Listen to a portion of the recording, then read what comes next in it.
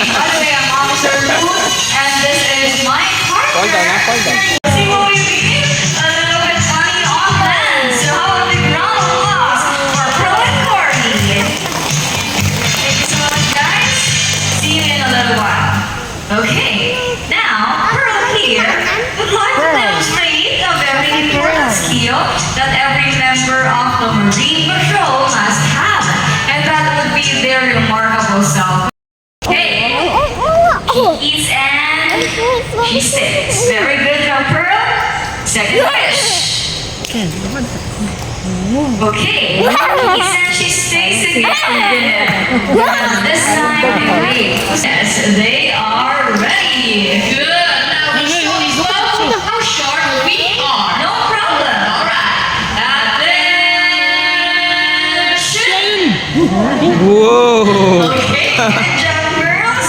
So, folks, to work in the field, our sea lions must be strong and physically fit. And that is not a problem for Pearl and Corey because they are South American sea lions. They're not a seal. But how can we tell? Well, first, they have this big and powerful front flippers. How powerful are they? Check this out. Drum roll, please.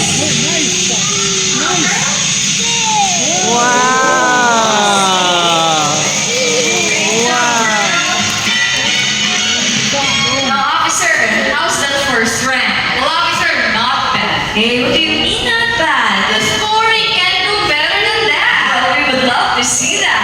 All right, now, Corey. Let's show these folks what real strength looks like.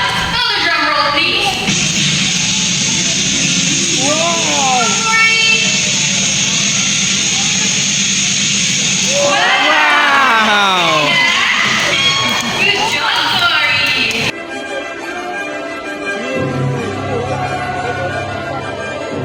And that's it, it's really fast, right? Gotta wait. Get ready for the most amazing feature of all.